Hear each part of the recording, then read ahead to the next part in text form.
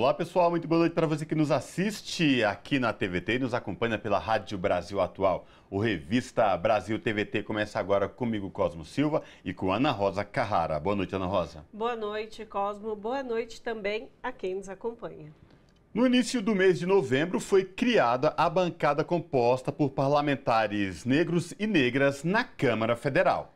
A bancada terá direito a usar palavra todas as semanas por 5 minutos durante o período da comunicação de líderes, com o objetivo de expressar a posição dos integrantes. Também poderá participar da reunião de líderes da casa com direito a voz e voto. O Enem, que é o Exame Nacional do Ensino Médio deste ano, voltou a ter crescimento com maioria de mulheres, após 4 anos do governo de Jair Bolsonaro, que atacou a educação e desestimulou a participação dos estudantes. Em 2023, o presidente Luiz Inácio Lula da Silva, do PT, e a primeira-dama Rosângela Silva, a Janja, atuaram diretamente para incentivar os estudantes. O programa destaca o Enem e também analisa a decisão do Comitê de Política Monetária, o Copom, do Banco Central, que reduziu a taxa básica de juros, a Selic, em meio ponto percentual para 12,25%. Foi o terceiro corte seguido, levando a taxa a menor nível em 1 ano e meio. A decisão foi unânime.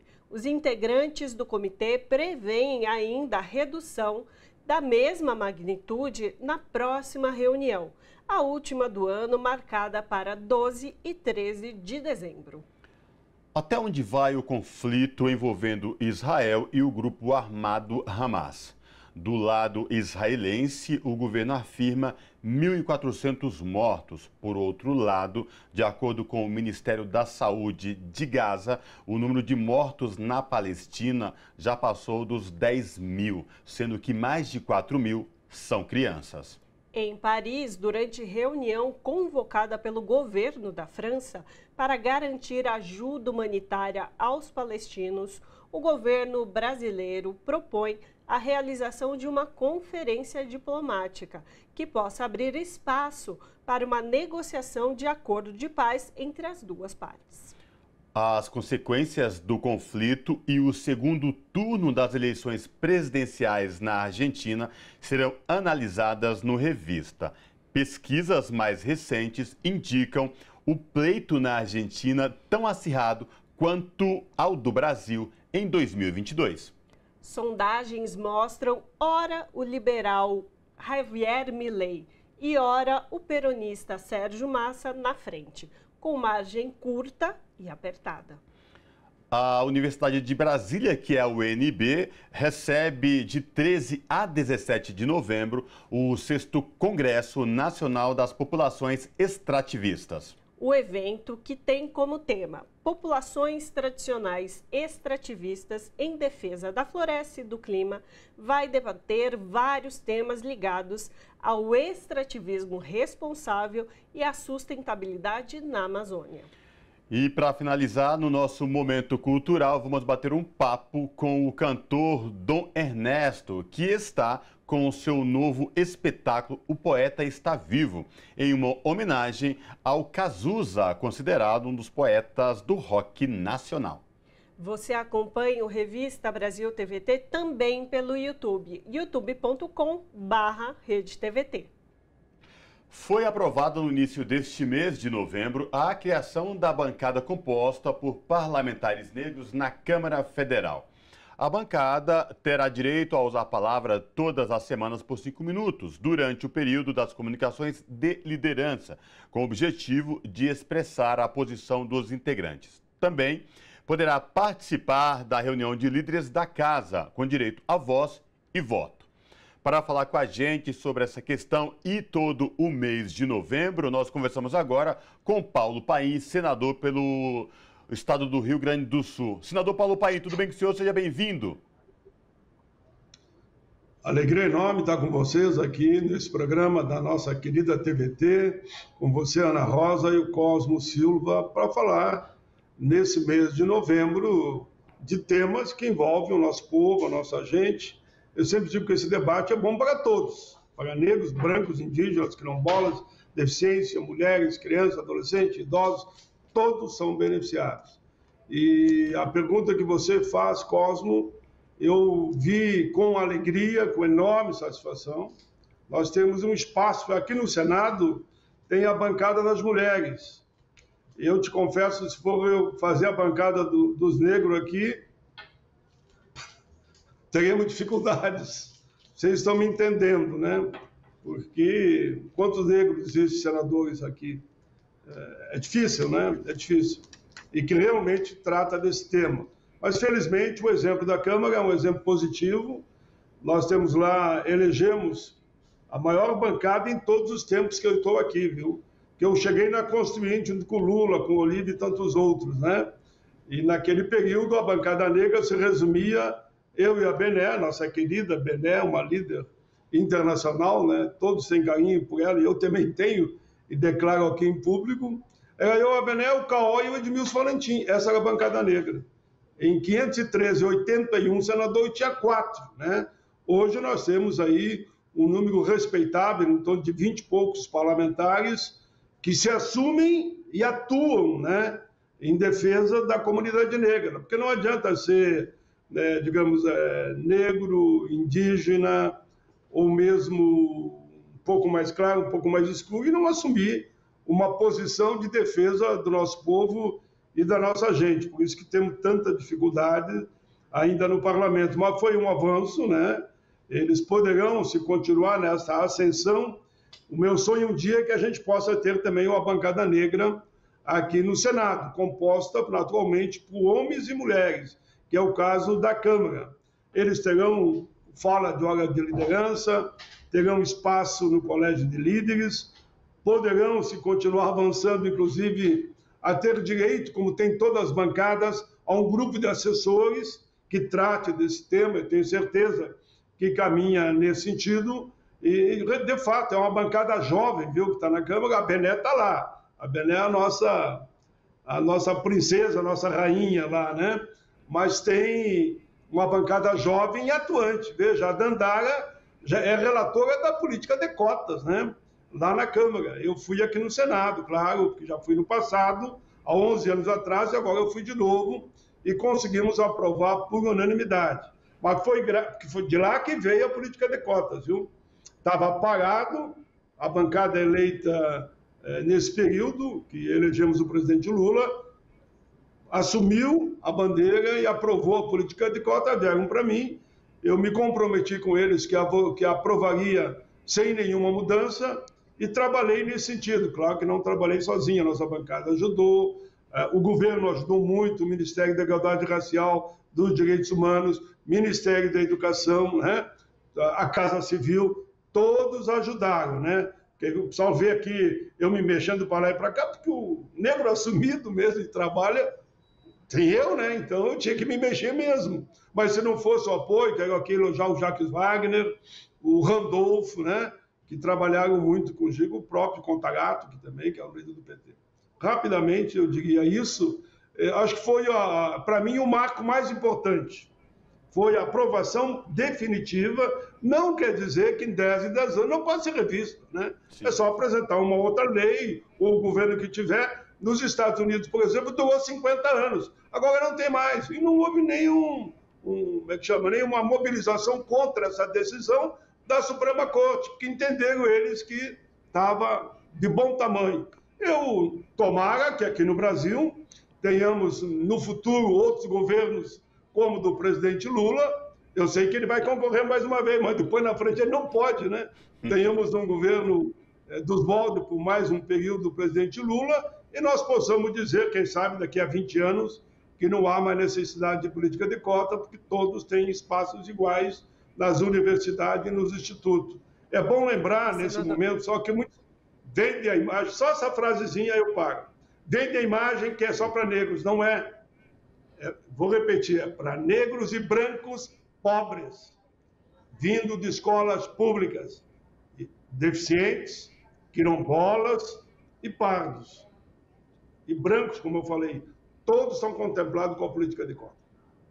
Senador, ouvindo o senhor falar, eu penso na nossa história como nação brasileira, onde o racismo foi sempre muito negado, né? Durante mesmo décadas, houve um discurso social de que não havia racismo, de que o país não existia esse tipo de preconceito aqui. Inclusive, esse é um dos elementos do racismo no Brasil.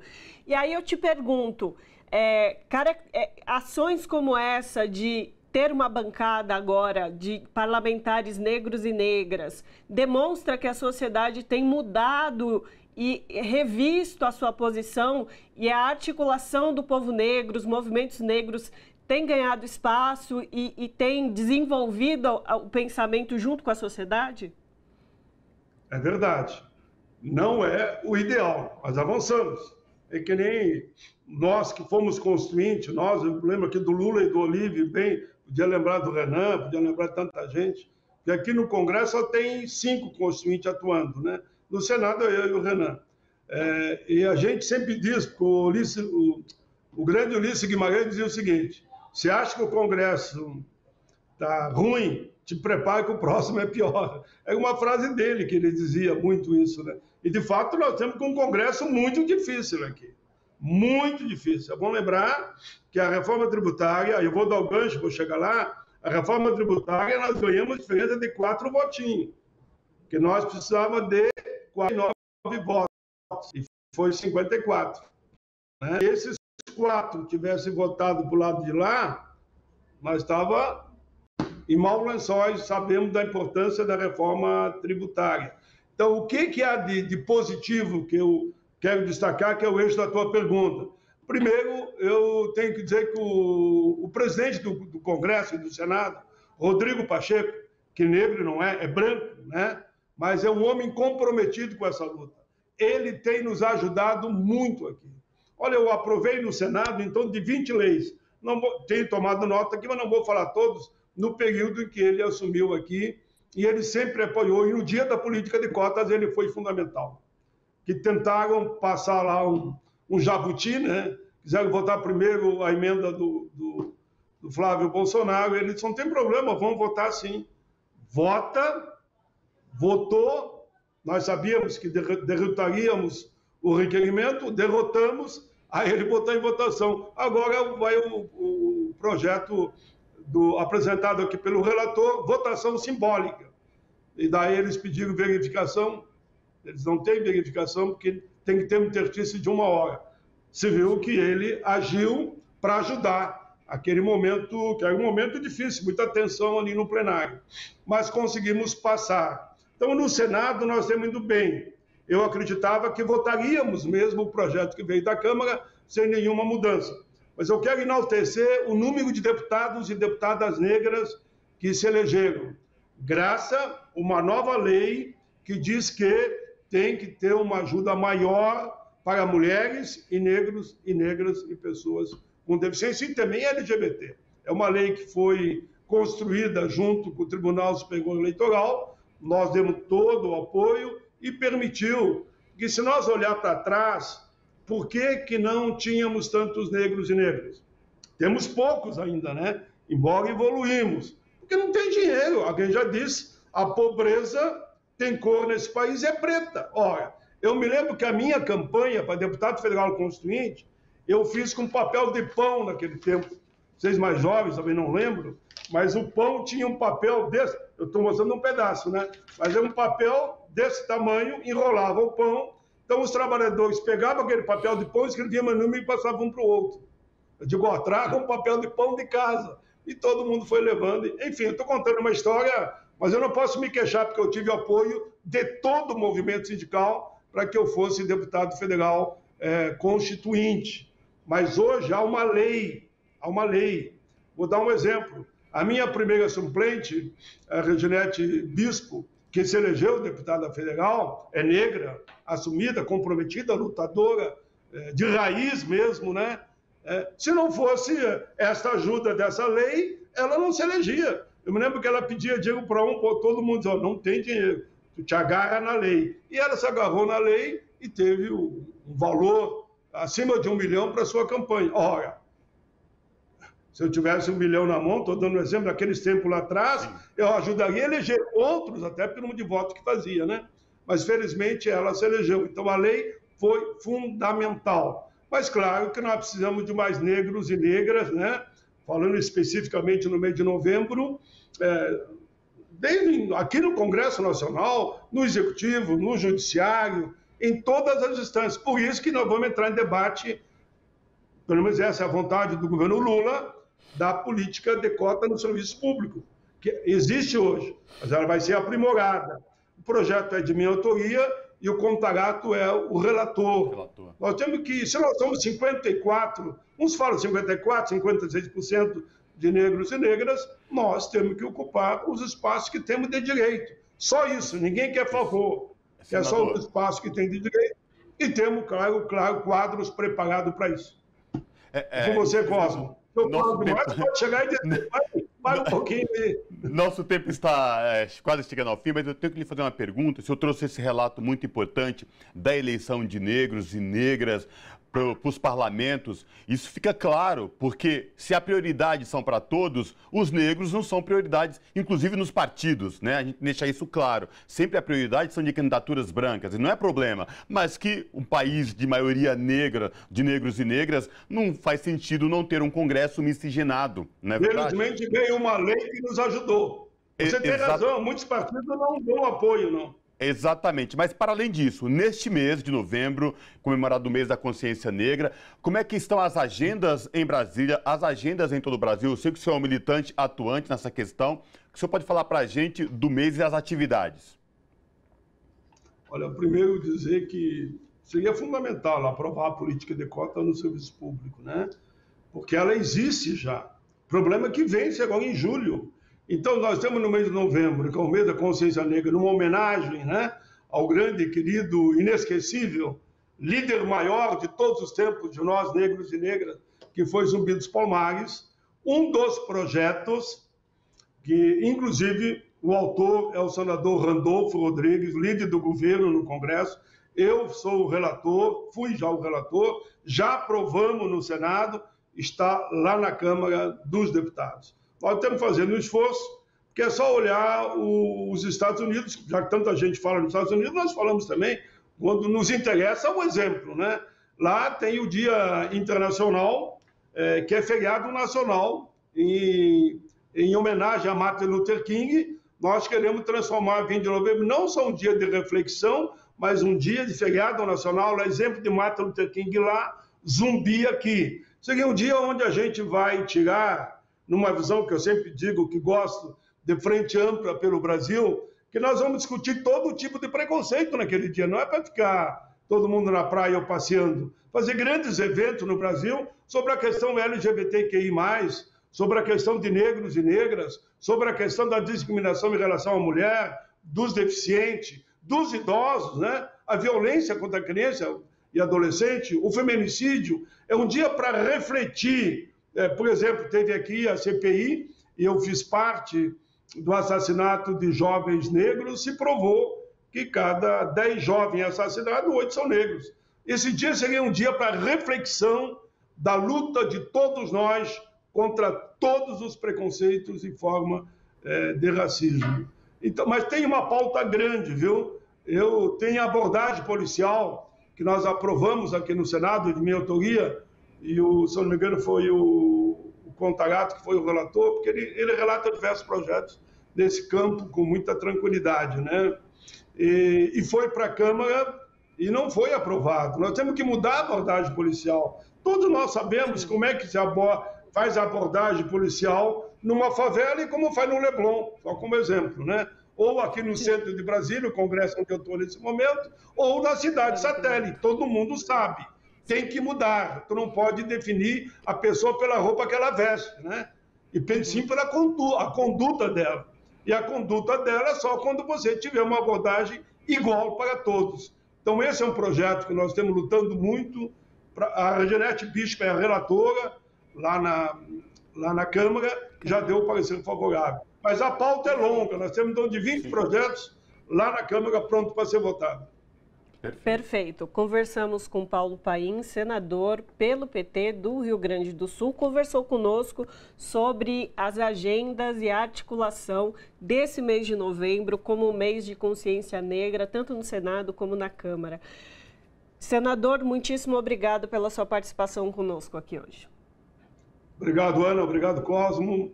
Estou sempre à disposição. Abraço. Vamos em frente. Juntos venceremos. Abraço. Abraço, abraço, abraço. O Comitê de Política Monetária, que é o Copom do Banco Central, reduziu a taxa básica de juros, a Selic, em meio ponto percentual para 12,25%. Foi o terceiro corte seguido, levando a taxa ao menor nível em 1 ano e meio. A decisão foi unânime. Os integrantes do comitê preveem ainda redução da mesma magnitude na próxima reunião, a última do ano, marcada para 12 e 13 de dezembro. Sobre essa questão, nós conversamos agora com a Marilane Teixeira, que é economista, professora pesquisadora do CESIT Unicamp, a Universidade de Campinas, aqui do estado de São Paulo. Professora Marilane Teixeira, tudo bem? Prazer recebê-la aqui no Revista Brasil TVT. Seja bem-vinda. Ok, muito bem. Obrigada, Cosmo. Obrigada, Ana. Um prazer também estar aqui novamente com vocês. Professora, a gente ao longo do ano, em alguns casos, a gente entrevistou a senhora aqui no Revista Brasil TVT e a gente falava muito sobre essa questão da taxa básica de juros, que estava em patamares altíssimos, e ela começa, depois de muita insistência, de briga, sindicatos, movimentos sociais e integrantes do governo, começa a sinalizar queda, né? Estamos aí atualmente em 12,25% ao ano, tendência é que ela continue baixando. Mas eu queria ouvir da senhora os impactos que é ter uma Selic nesse nível e sinalizando se ela continua baixando ou não. O que isso representa para a nossa economia, por exemplo? Não, tem um impacto tremendo. Inclusive, eu acho que essa é a grande aposta do governo, né? Nós precisamos recuperar a atividade econômica, o dinamismo econômico, para compensar todas as perdas que se teve nos últimos anos. E o Brasil é um país em que, vamos dizer, a participação do consumo, né, das famílias tem um peso muito grande no PIB. É diferente de alguns grandes países, por exemplo, que são notadamente reconhecidos como grandes exportadores e que, às vezes, o mercado interno ele tem impacto, mas não tem impacto decisivo. Não é o nosso caso. Mais de 70% tudo que nós produzimos neste país ele é consumido internamente. E, obviamente, para retomar a atividade econômica, a capacidade de consumo, a gente depende de um fator fundamental, que é o acesso a crédito. Mas não é só acesso a crédito, é crédito barato, com taxas de juros baixas que sejam compatíveis, inclusive, com o poder aquisitivo das pessoas e também com a própria capacidade das empresas de arcar com taxas de juros razoáveis para que elas possam investir nos seus negócios. Então, redução da taxa de juros ela é fundamental. Se a gente olhar, por exemplo, hoje foi divulgado os dados do IPCA e do NPC, né, para o mês de outubro, e o acumulado do NPC chegou a 4,14. É um acumulado, vamos dizer, baixo, se a gente comparar com a trajetória ascendente de inflação dos últimos 2 anos, né? Então, quando eu falo uma taxa Selic de 12,25 e um INPC de 4,14, eu estou dizendo que quem investe no sistema ainda está ganhando quase 8%, né, de juros reais. E é um número muito alto, o maior do mundo, é quase que um paraíso, né, para os investidores e para os aplicadores financeiros. Então, está na hora dessa taxa cair ainda mais, porque a retomada da nossa atividade econômica com força depende de uma taxa de juros baixa para que possa ser de fato acessível tanto para as empresas quanto para a classe trabalhadora e para a sociedade de uma forma geral. E, professora, aproveitando que tramita na Câmara, Senado, a reforma tributária, uma reforma que vem sido comentada, falada, solicitada há mais de 30 anos. E agora, de fato, ela começa a tramitar idas e vindas, modificações, votação em parcela, enfim, questões políticas à parte. Qual é a perspectiva dessa mudança tributária para o nosso país, para a vida da classe trabalhadora? É muito difícil, né, a gente conseguir falar da reforma tributária de forma acessível, que as pessoas, né, que as pessoas que não estão acompanhando cotidianamente possam perceber e entender qual é o impacto disso na vida delas, né? A primeira coisa que eu acho que é importante identificar é que essa reforma tributária vai ter uma transição de 50 anos. Então, provavelmente, boa parte da nossa geração não vai nem chegar, né? Digamos lá na sua finalização, e a geração que vai mais acompanhar e ser impactada por isso sequer nasceu, né? Então, agora, a reforma tributária, ela era absolutamente necessária, nós não temos dúvida nenhuma. Agora, não podemos depositar nela vamos dizer, o milagre da saída para os problemas, para os grandes entraves da economia brasileira, né? A gente sabe muito bem que era importante corrigir distorções em relação à tributação, de maneira mais equânime, inclusive, para poder assegurar que estados e municípios mais pobres possam ter capacidade, né, de poder fazer política e ter acesso a recursos. Então, a reforma tributária ela é importante nesse sentido.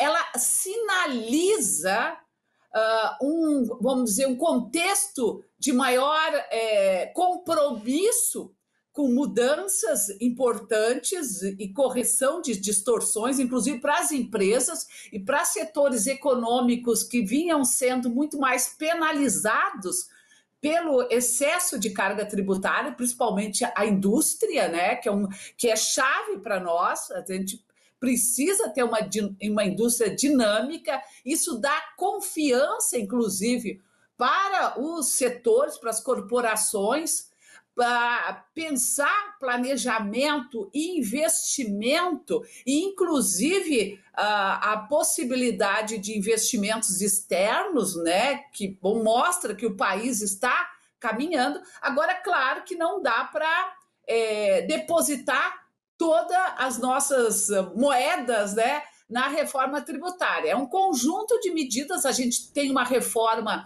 também do ponto de vista dos tributos aí para frente, muito importante, que é sobre a renda, que para nós ela é fundamental. Nós precisamos reduzir a carga de impostos paga pelos assalariados e ampliar a responsabilidade dos ricos, né, e das grandes fortunas com o pagamento de impostos. Ninguém é contra que eles ganhem dinheiro, agora eles têm que pagar por isso, né? Não dá para ganhar dinheiro com o sistema financeiro, com a aplicação na Bolsa de Valores, com a compra de imóveis, com a especulação imobiliária e não pagar por isso. Isso não existe em lugar nenhum do mundo e a gente tem que enfrentar isso.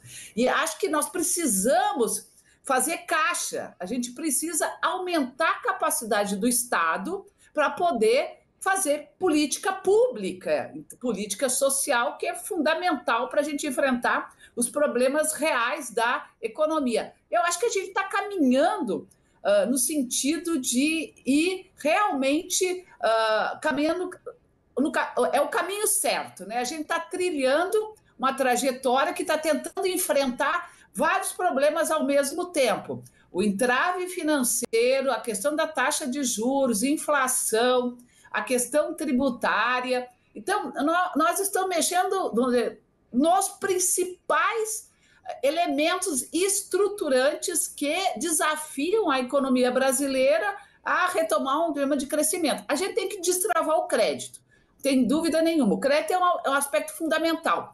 Se as pessoas vão se endividar, elas precisam ter segurança pessoal das suas famílias, assim como as empresas, de que o que eu vou pagar de juros lá na frente é compatível com a minha capacidade de fazer frente a esse endividamento. Eu vou assumir vou trocar a geladeira, vou comprar um automóvel novo, vou trocar o automóvel, enfim, eu vou comprar um computador, mas eu sei que o que eu vou pagar de juros por essa aquisição é compatível com o meu orçamento, com a minha renda. Então, a gente tem que melhorar a renda e tem que melhorar a capacidade de acesso de crédito. Eu acho que a grande aposta da economia brasileira é estimular o mercado de consumo. Se a gente estimula o mercado de consumo, a gente impacta no conjunto da economia, porque as pessoas passam a consumir mais, a gente amplia a capacidade de produção e amplia os investimentos, e é uma roda,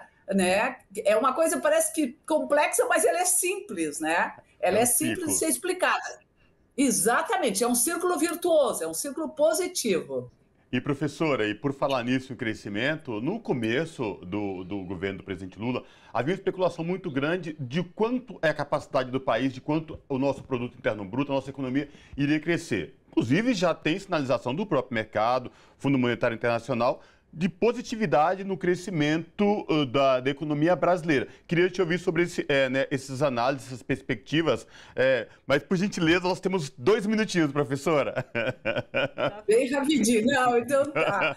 Claro, claro. Não, eu também, eu compartilho com esse sentimento positivo. Acho que tem vários indicadores, além do próprio... Um dos indicadores fundamentais para nós, que somos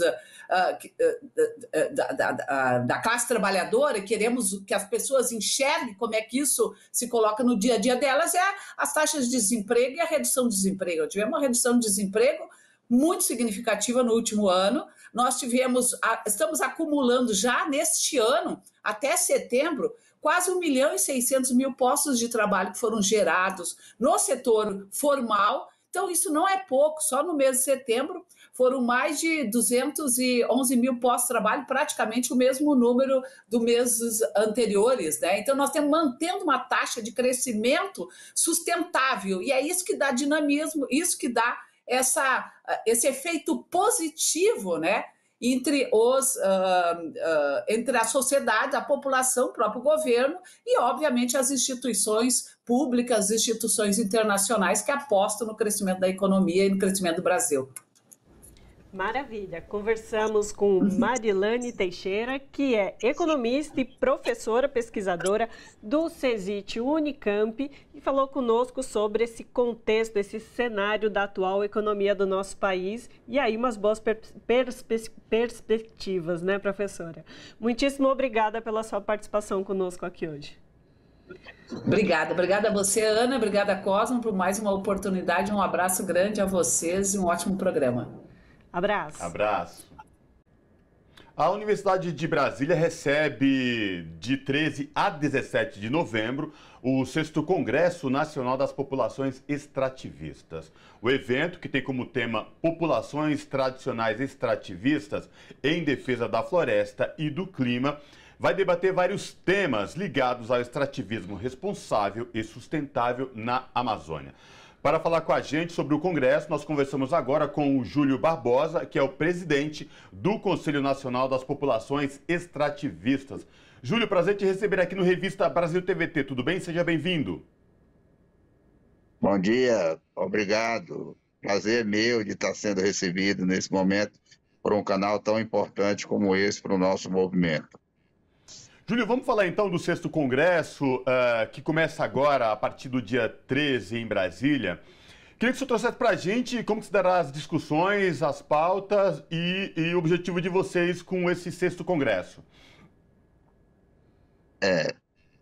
Bom, primeiro eu queria aproveitar esse momento para dizer que o CNS, Conselho Nacional das Populações Extrativistas, este ano completou 38 anos de existência. Ele foi fundado no dia 17 de outubro, que vai exatamente completar 1 ano e 1 mês agora, no período da realização do nosso congresso.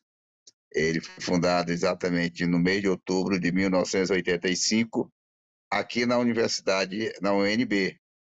Isso é muito simbólico para nós, quando a gente fala da UNB, da Universidade de Brasília, porque foi aqui que nós iniciamos toda essa longa caminhada de 38 anos de existência. O CNS, na sua estrutura, tem, dentro da sua estrutura, tem o processo de realização a cada 4 anos do seu Congresso Nacional, aonde esse Congresso, além de discutir, entre outras coisas, principalmente a conjuntura do momento, também elege ou renova o mandato da diretoria atual. Nós temos uma diretoria, uma direção que representa os 9 estados brasileiros.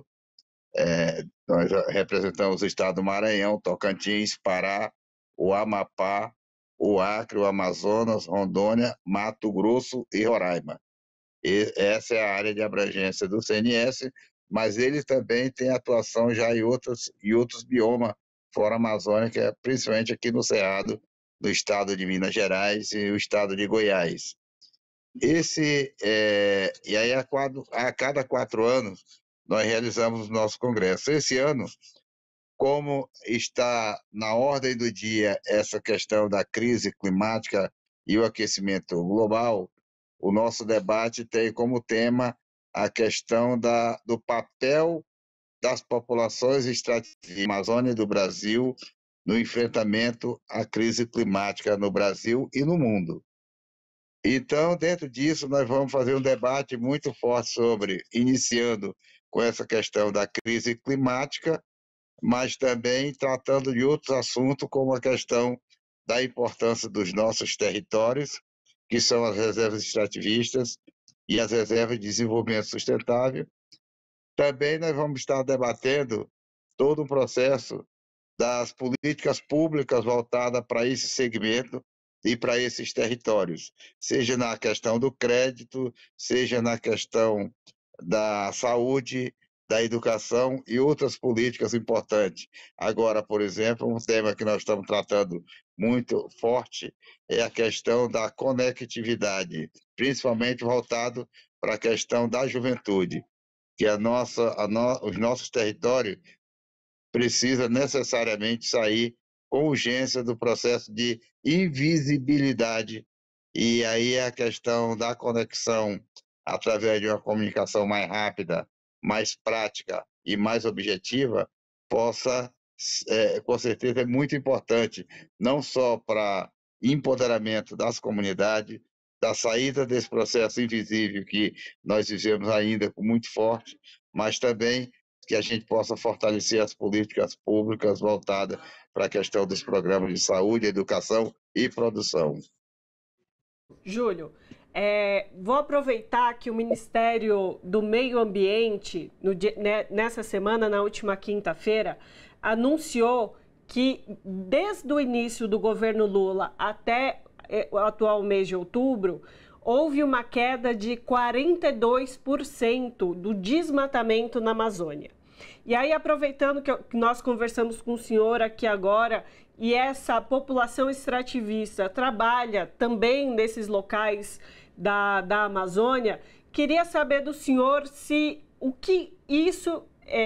os senhores que trabalham no extrativismo tiveram essa noção nesse período de que o desmatamento realmente caiu, foi reduzido, e como isso impacta no dia a dia do trabalho dessa população. Olha, eu acho isso muito importante, foi uma notícia fantástica para nós, e a gente já sabia, porque a gente que é da Amazônia sabe quando o desmatamento está diminuindo, isso não tem a menor dúvida. Eu acho que o que os institutos de pesquisa faz é exatamente juntar os dados e publicar.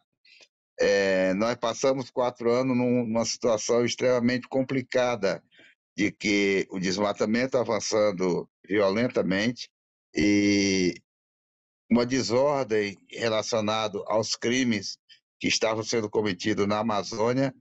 E eu acho que em menos de um ano do governo do presidente Lula, a gente vê o tamanho que foi a queda no desmatamento da Amazônia, para a gente perceber que estamos no caminho certo na busca de uma política voltada não só para a proteção dos nossos biomas, mas também da proteção dos nossos povos, porque nós entendemos que eles são não só guardiões desses bioma, mas eles também são a população que depende mais de que qualquer outra pessoa desse bioma protegido, porque é protegendo esses biomas que essa população também será protegida. E proteger esses biomas é você ter uma política forte, comprometida com a questão do não avanço do desmatamento na região. Então, a Amazônia, que em menos de um ano reduziu 60% no seu desmatamento, isso para nós é um momento muito importante, e isso também traz a importância que é a gente fazer o debate sobre essas questões, sobre essas políticas no nosso Congresso. Sobretudo, João, quando a gente está falando de extrativismo responsável, diante do que você bem citou agora, da minha colega falando dos dados do Ministério, sobretudo nessa questão das mudanças climáticas, na ordem do dia, e se trabalhar essa questão do extrativismo sustentável com responsabilidade, está mais do que... ou já passou da hora, inclusive, disso, né, João? Com certeza. Júlio. Júlio, desculpa. Não Júlio. sou João, sou Júlio. Júlio. Mas com certeza. E aí eu queria só reforçar, porque nós conseguimos, eu acho que mostra que a Amazônia faz parte da pauta de preocupação do nosso governo atual, porque dia 14 é a abertura oficial do nosso Congresso, que é na terça-feira, pela parte da manhã, e nós estamos contando, e está confirmado, inclusive, a presença do presidente Lula, e com certeza ele vai para lá para anunciar essas políticas e outras políticas. Eu acho que nós vamos fazer um bom diálogo, vamos ter um bom diálogo com o presidente na abertura oficial do nosso Congresso, mas o que a gente... Porque se o presidente Lula vai interromper a sua agenda para participar da abertura do nosso Congresso, é porque ele realmente tem uma preocupação real com a Amazônia e com os povos que estão lá na Amazônia. Então, eu acho que esse vai ser um momento importante. O nosso Congresso vai iniciar no momento onde nós temos muito o que comemorar sobre a questão da proteção da Amazônia, da nossa floresta e do nosso povo.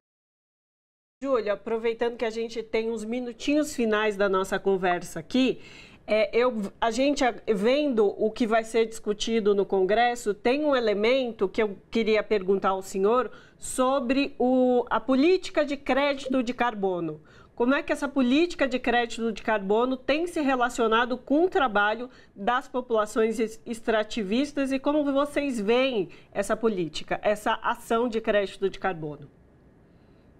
Eu vejo o seguinte, que essa questão do carbono, e quando se trata carbono e a floresta, carbono e a Amazônia, eu acho que se a Amazônia está em pé, permanece viva hoje, se a nossa biodiversidade continua protegida, apesar das grandes ameaças, graças às populações extrativistas e aos povos indígenas que lá estão, protegendo esse bioma, mas também protegendo porque eles precisam desse bioma protegido. Então, e aí é importante, porque o governo brasileiro, o nosso governo agora, já está na fase final de regulamentação dos critérios para essa questão do crédito de carbono no Brasil. Isso é importante. O CNS, desde o ano passado, colocou na sua pauta essa discussão sobre crédito de carbono. Nós achamos que o governo brasileiro precisa trabalhar fortemente para essa questão do crédito de carbono, principalmente na esfera jurisdicional, tanto na parte federal como na parte estadual e até nos municípios, e nós entendemos de que se alguém deve ser os principais beneficiários.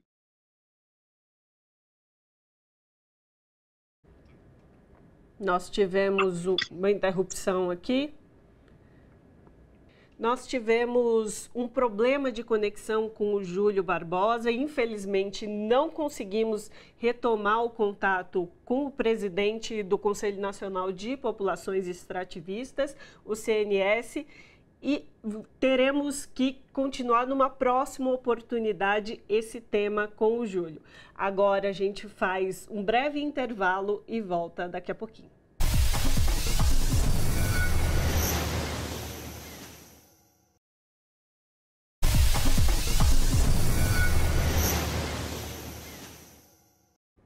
De volta com Revista Brasil TVT, aqui na TVT e também na Rádio Brasil Atual. Pesquisas mais recentes indicam o pleito argentino tão acirrado quanto ao do Brasil em 2022. Sondagens mostram ora o ultraliberal Javier Milei e ora o peronista Sérgio Massa na frente, com margem curta e apertada. O segundo turno das eleições presidenciais na Argentina será realizado no próximo dia 19 de novembro. Sobre essa questão, o Revista Brasil TVT conversa agora com a Vanessa Martina, que é jornalista e editora da revista Diálogos do Sul. Vanessa Martina, tudo bem? Prazer te receber aqui no Revista Brasil TVT mais uma vez. Seja bem-vinda. Obrigada, Cosi. Obrigada, Ana. Sempre um prazer estar aqui com vocês. Pois é, Vanessa, você está em Buenos Aires, está cobrindo aí para Diálogos do Sul, não só, vocês cobriram não só a eleição aí na Argentina, primeiro turno, agora vai para o segundo, também em outros países aqui da América do Sul, mas a gente sabe que o clima aí na Argentina está tenso, acirrado. Queria que você trouxesse para a gente aí o clima vivido em Buenos Aires aí pelos argentinos e a expectativa aí deste segundo turno no próximo dia 19. Gente, é muito interessante porque aqui é como reviver um pouco a experiência que tivemos no Brasil na eleição Lula-Bolsonaro. Então, há uma preocupação muito grande, há uma mobilização da sociedade, há, digamos que, um certo chamado para que influencers, para que pessoas que não são tradicionalmente de esquerda, que são críticas, inclusive, ao peronismo, críticas ao kirchnerismo, se posicionem, se pronunciem em favor de Sérgio Massa. Então, há movimentos de intelectuais, está tendo um movimento de influencer agora, se colocando contra a barbárie, contra o fascismo, contra o terror, contra o negacionismo da ditadura militar, que é o que representa o Javier Milei. Então, a sociedade está super mobilizada, é o tema principal da Argentina, não tem como, inclusive se sobrepondo à questão da própria guerra que nós temos visto, né, acompanhado Israel contra Gaza, e é isso, assim, a sociedade realmente está respirando, está vivendo essa eleição que dizem, e eu não tenho dúvida, que é a mais importante dos últimos 10 anos, com certeza. E eu queria trazer um elemento recente aí dessa disputa, mas relacionado ao nosso país, aqui ao Brasil. O Milei declarou que, se eleito, essa pessoa aí que representa a extrema-direita liberal da Argentina, disse que não se encontraria com Lula e possivelmente aí não teria mais relações comerciais. E assim, é um tamanho de um absurdo para a economia argentina isso. Queria que você falasse como isso repercutiu entre os argentinos, essa declaração de Milei. Excelente. Então, o Milei é muito ideológico, né, como o Bolsonaro. Então, ele é pior, na verdade, até que o Bolsonaro, é mais ideológico. E isso caiu muito mal aqui na sociedade argentina. Primeiro porque os argentinos gostam muito do Brasil, existe uma relação de irmandade mesmo, né? Quando a gente fala os hermanos, quando a gente fala isso no futebol, existe mesmo uma situação de irmandade. A gente briga, a gente se zoa no futebol e tudo, mas somos economias super relacionadas, vinculadas e, de certa forma, até dependentes. A Argentina exporta muito para o Brasil é o principal sócio comercial argentino e a Argentina é a terceira maior sócia comercial do Brasil, ou seja, são economias super, super relacionadas. Então, o Massa usou esse tema bastante na campanha, tem usado bastante para fazer o contraponto. Vejam, o Milei fala contra o Brasil é um importante sócio comercial. E assim, tom que o Milei usou também foi muito rechaçado aqui, porque não cabe, né? Não cabe a um presidente ou a um postulante de um país tratar um outro país tão importante, tão próximo, como é o caso do Brasil, da forma como ele tratou. Então, foi mais, digamos que um tiro do pé que ele deu, como alguns outros que ele acabou cometendo, né? Mal do Papa, resgataram ele falando mal do Maradona. Maradona aqui é quase um deus, de verdade. E aí o Milei falando mal do Maradona foi outra coisa que caiu muito mal para ele, porque são coisas que vão contra a argentinidade, contra o próprio sentimento do que é ser argentina, a própria ideia que eles têm como nação, assim. Vanessa, aqui no Brasil, por exemplo, na última eleição, ex-presidente Jair Bolsonaro e o atual presidente Luiz Inácio Lula da Silva tinha uma guerra narrativa muito forte. Também no que diz respeito aos os levantamentos de opinião sobre nas disputas de pesquisas. A gente sabe que na Argentina também tem essa questão. Só que aqui no Brasil, a mídia corporativa só noticia quando Javier Milei aparece em algum levantamento na frente. Queria que você trouxesse aí essas comparações, né, esse clima, e se de fato existe levantamentos com os dois candidatos aí na Argentina, Javier Milei e Sérgio Massa, em algum momento, um na frente do outro. Excelente questão, Cosme. No Brasil, a gente tem um pouco de diferença que é importante destacar, que as pesquisas de opinião são mais confiáveis. O Instituto Datafolha, a Atlas, são empresas sérias que fazem diversos levantamentos e têm uma margem de erro pequena. Então, eles não apostam no erro, não apostam nisso. Na Argentina é bem diferente, é um cenário mais parecido com outros países latino-americanos, onde as pesquisas têm errado muito e parecem não se importar tanto. Então, existe uma calibragem, sim, dessas pesquisas, para que não seja tão feio no final a variação, né, do resultado, mas elas servem para justamente isso que você chamou de guerra de narrativas. Então, aqui tem pesquisa para todos os gostos. Tem pesquisa que coloca o Javier Milei à frente com 5 pontos, tem pesquisa que coloca o Massa à frente com 5 pontos, e tem pesquisas que dão um cenário muito empatado, como cenário bem brasileiro, a diferença de 1%. Sendo assim, bastante pragmática, o cenário atual, ao que tudo indica, é esse de que está muito, muito próximo entre um e outro. Agora, não é verdade, e isso também é interessante a gente destacar, que o Javier Milei está à frente, né? E isso é importante você trazer, que as pesquisas que no Brasil os meios de comunicação dão sempre quando o Milei está à frente, sempre como dando a entender que ele deve vencer. Não é isso que se sente, não é esse o cenário que se prevê, inclusive. Saiu hoje uma pesquisa do Instituto CELAG, que é um instituto super sério, dirigido pelo Alfredo Serrano Mancia, muito sério, feito por pesquisadores de muita reputação.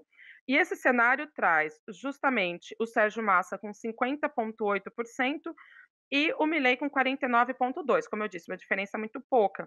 Mas é interessante que quando se pergunta quem você acha que vai ser o próximo presidente, ou seja, qual é o sentimento dos argentinos com relação a quem deve ganhar, o Massa tem 50% e o Javier Milei 43%. Então isso é um indicativo de que a sociedade está preparada para o Massa.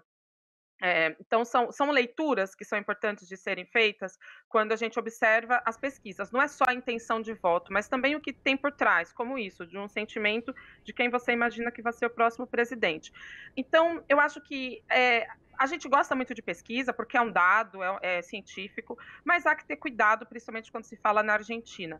É um ambiente polarizado, sim, é uma disputa difícil, sim, mas há toda uma comoção, há todo um trabalho que tem sido feito dentro da sociedade para que não aconteça o pior, que seria a eleição do Javier Milei. Isso não é só ruim, e é importante a gente frisar, isso não é só ruim para a Argentina, isso é catastrófico para o Brasil. A Argentina está no BRICS por uma ação brasileira, inclusive a quitar sua dívida com o FMI, porque há uma falta de dólares aqui no país. Então, essa coisa de poder comercializar yuan, de poder ter a cesta de moedas do BRICS, isso vai ser muito positivo para a Argentina. Mas o Milei quer sair do BRICS. Então, o Milei, ele atenta contra o governo brasileiro, fala diretamente contra Lula e se coloca contra também a própria participação da Argentina. Isso é catastrófico. catastrófico para a Argentina e para o Brasil também, inclusive para a geopolítica mundial, neste caso, né? Então, daí a importância de se acompanhar, de se compreender o que vem acontecendo na Argentina e entender também que esse resultado vai nos impactar diretamente no Brasil. E, Martina, daqui até o pleito, a gente sabe que o processo eleitoral argentino é um pouco diferente do brasileiro. Eu queria saber qual a agenda oficial assim, de debates, mas, para além disso, se tem mais algum debate previsto entre Milei e Massa, e o que você acredita que isso pode impactar no moral da população, nessa perspectiva que você já coloca, que a expectativa, não só a intenção de voto, mas uma intenção de a população estar preparada para que Massa conduza a presidência do país. Como é que esse debate pode influenciar ainda mais essa moral da população argentina? Perfeito. Olha, nesta semana foi um dos assuntos também assim muito falado. O próximo debate é neste domingo, é o primeiro e único, né, debate do segundo turno, e vai ser no modelo brasileiro, vai ser como foi o debate Lula-Bolsonaro. Então, isso está gerando assim, bastante também, essa coisa, né, o Brasil é muito presente aqui, e está gerando bastante ruído, assim, bastante burburinho, porque vai ter o enfrentamento, como foi, né?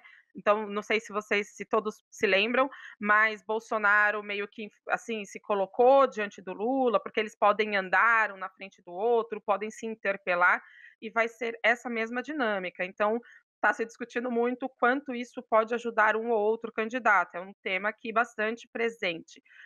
Como a sociedade argentina ela está debatendo questões muito sólidas políticas, como, por exemplo, dolarização, destruição do Banco Central, inflação, taxa de juros, taxa de juros não, perdão, taxa de câmbio, né, quanto é vendido o dólar, etc., são temas muito presentes na vida dos argentinos. Então, esse debate tem um potencial muito grande de trazer pessoas que estão indecisas e ainda tem aquele voto não tão consolidado, que é um voto de quem esteve com a Patrícia Bullrich no primeiro turno, que foi a terceira colocada, mas que não é um voto militante, que não é um voto assim de direita tão consolidado, de uma direita mais radical, e sim um voto de repente, uma pessoa de uma social-democracia e que votou na Bullrich por entender que, não sei, que ela poderia trazer uma proposta mais interessante.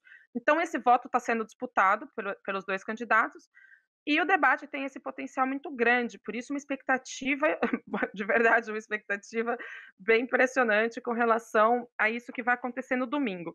E com relação ao Massa, sim, há uma percepção de que ele pode governar a Argentina e um entendimento de que ele é mais capaz, também essa pesquisa da CELAG traz, que ele é mais capaz para conduzir a Argentina, porque tem mais capacidade de negociação, de diálogo, que é o que se espera de um político, e também porque ele tem experiência, ele tem acúmulo, coisa que o Milei não tem, né?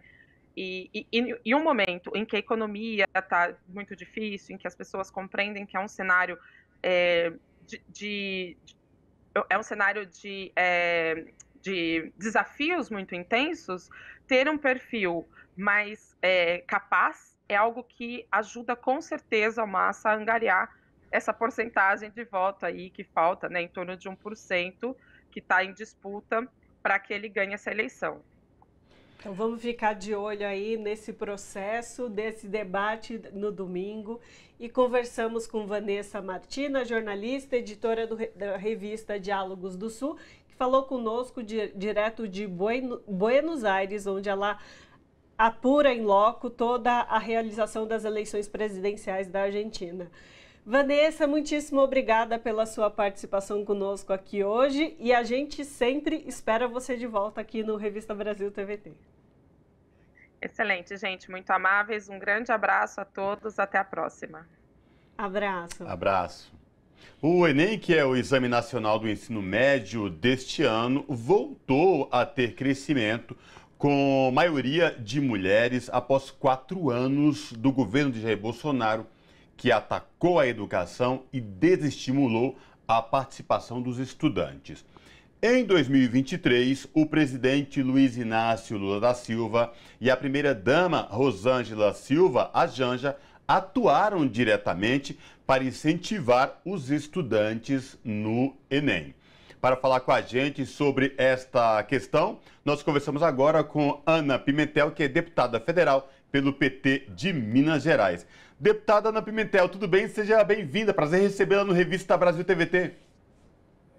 Muito boa tarde, o prazer é meu de estar aqui com vocês, uma alegria enorme e principalmente para a gente falar desse tema que é um tema tão importante para o nosso país e especialmente para a juventude brasileira. Pois é, deputada, no governo anterior era um ataque, além dos ataques constantes à educação, havia o desestímulo automaticamente e a descrença para que de fato os estudantes não tivessem acesso. Eu queria lhe ouvir como que foi presenciar e ver, né, o crescimento do Enem agora em 2023. Enem com M, diga-se de passagem. A gente precisa destacar primeiro que Enem é com M no final, M de mamãe, que a gente gosta de falar. É importantíssimo, é uma alegria a gente perceber, identificar e reconhecer o que nós já dizíamos, que os governos petistas sempre investiram na educação. O Enem, como formulação, foi uma formulação importantíssima. Esse método de entrada nas universidades, eu queria reforçar, é um método que democratizou muito a entrada dos universitantes nas universidades públicas federais. É importantíssimo a gente destacar isso, porque a história do nosso partido é a história de defender a luta pela igualdade, a luta pela educação pública. Esse ano nós tivemos, como você muito bem mencionou, 15% de ampliação das inscrições do Enem e tivemos, como sempre foi, um respeito ao método de seleção, de entrada, da forma de se realizar a prova. Então, acho que o primeiro desafio nosso como governo esse ano era, de fato, garantir o aumento das inscrições. E isso a gente fez. Compromisso do presidente Lula, a Janja também se envolveu como primeira muito decisivamente, ela também teve um papel muito importante. E a gente chega a esse primeiro resultado, que é o resultado das inscrições. Por que eu acho o resultado das inscrições algo que deve ser comemorado? Porque o desincentivo à participação do Enem nos anos anteriores, ele teve como consequência ao fato de muitos jovens deixarem de sonhar com a educação, sonharem de entrar na universidade. Nós sabemos que isso aconteceu porque o governo Bolsonaro atacava a educação, atacava as universidades federais, atacava os professores diretamente, atacava também os professores diretamente, a gente precisa lembrar isso, retirou o orçamento das universidades. Então, os estudantes, principalmente aqueles que vinham de famílias mais pobres, de famílias da classe trabalhadora, deixaram de colocar a Universidade Pública Federal como uma perspectiva de vida. Quando a gente retoma o processo de construção do Brasil, pautado e sustentado na defesa dos direitos, da educação, a gente vê uma retomada de investimento das próprias famílias e da juventude de sonhar de entrar na universidade. Então, isso é sim um ponto importantíssimo da gente comemorar, reforçando a sua fala, que eu achei fundamental nesse momento. E, deputada, queria agora trazer um elemento do pós-prova, que foi alguns parlamentares da bancada ruralista, principalmente, vieram a público questionar a isenção da prova, comentando, se posicionando, dizendo que havia ali na prova questões ideológicas de esquerda, né? Mas que, na verdade, tinham a ver com desmatamento, com atuação de ações ilegais nas regiões de floresta. Mas, enfim, eu gostaria de ouvi-la sobre essa questão e como tem sido esse debate ali na Câmara dos Deputados. Olha, primeiro acho importante destacar que, como é marca também dos governos petistas, e quero destacar em especial na área de educação, nós respeitamos os processos que são estabelecidos e pactuados dentro das instituições públicas. O INEP tem uma atuação, inclusive eu tenho a alegria de ser da mesma cidade do presidente do INEP, que é o Manuel Palacios, uma referência na educação, uma referência em avaliação, uma pessoa que realmente conhece todo esse processo de seleção e de avaliação. Então, o INEP seguiu todos os preceitos que estão estabelecidos para a realização de provas. É importantíssimo respeitar o corpo docente que está responsável para a realização das provas. E esse corpo docente, ele também é selecionado de maneira pública. Portanto, todos os procedimentos foram adotados respeitando o Estado democrático de direito, pautado e sustentado no republicanismo, com editais públicos, e o INEP respeitou todos esses processos. Então, essa prova, ela é realizada a partir de todo esse procedimento. No meu entendimento, falando aí do conteúdo das provas, eu acho que quem politiza é, na verdade, a bancada do agronegócio, que eu prefiro identificar e caracterizar de outra maneira. Para mim, é bancada ruralista, não é bancada do agronegócio. Porque quem polariza com a concepção dessas questões não é o agronegócio, é a bancada ruralista. Inclusive, me surpreende eles entenderem isso como uma crítica ao agronegócio. Não é uma crítica ao agronegócio. O que está sendo colocado pelas questões são dados e fatos históricos que eles são incontestáveis.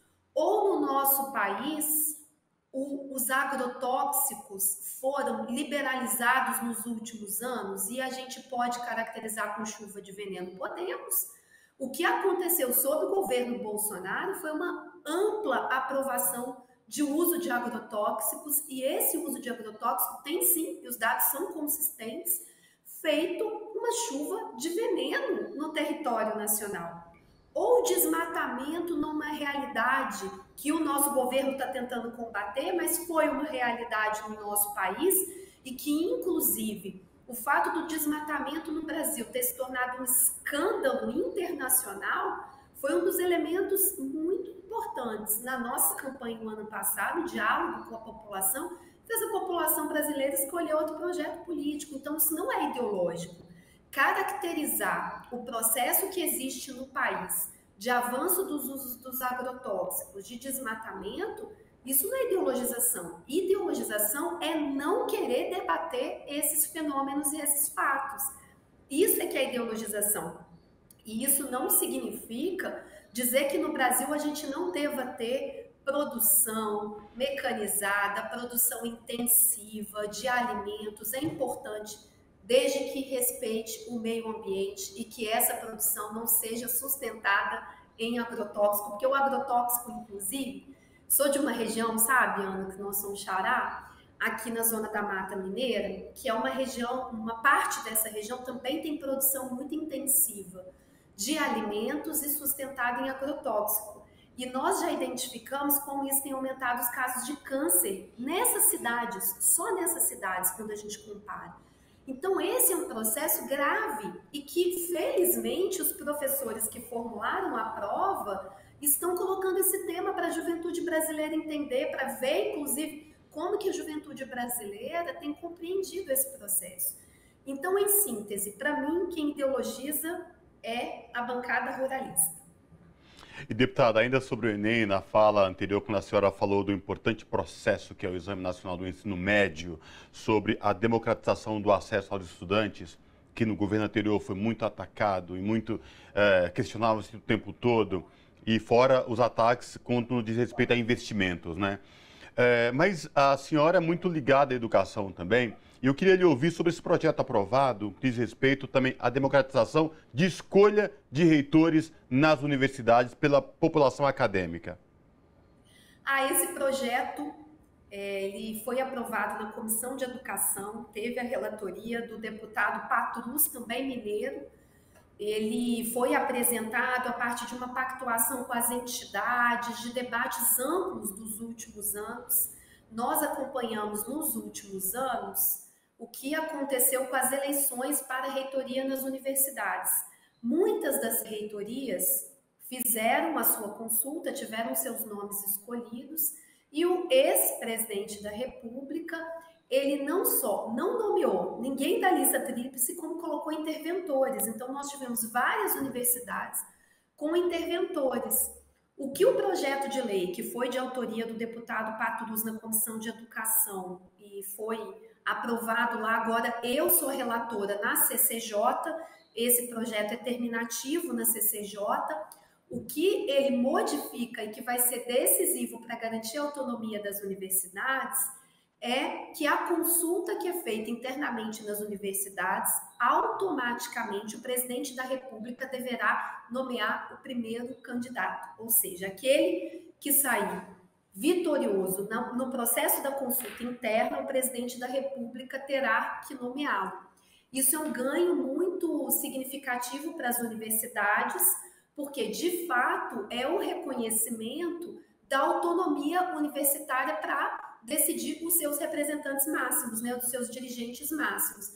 E a gente precisa lembrar que a autonomia universitária é um preceito da Constituição Federal e que até esse momento vinha sendo muito desrespeitada pelo governo Bolsonaro. Então, esse projeto, o que ele faz é construir uma estabilidade e não deixar que a escolha dos reitores seja ao acaso da orientação ideológica do presidente da República, né? Porque nós sabemos que o nosso presidente, ele respeita a autonomia das universidades, mas outros presidentes, como é o caso do Bolsonaro, mas precisamos nos lembrar que o Fernando Henrique Cardoso também não nomeou os reitores que foram escolhidos. A prefeita Margarida Salomão, aqui de Juiz de Fora, que já foi reitora, eu vou lembrar esse caso porque ele já ficou assim um tempo na memória dos brasileiros. Na época do Fernando Henrique Cardoso, ela chegou a ser escolhida pela comunidade acadêmica e ele não a nomeou. Então, não foi apenas o governo Bolsonaro que fez isso. A direita brasileira, nós sabemos, que tem essa marca do autoritarismo e de não respeitar a democracia. E, nesse momento, esse projeto vai ser fundamental para a gente garantir estabilidade e o respeito à autonomia na decisão das universidades para escolher os seus dirigentes. E a gente tem 2 minutinhos finais, deputada. Eu vou pedir licença para trocar um pouco de assunto, mas eu acho importantíssimo a gente falar também.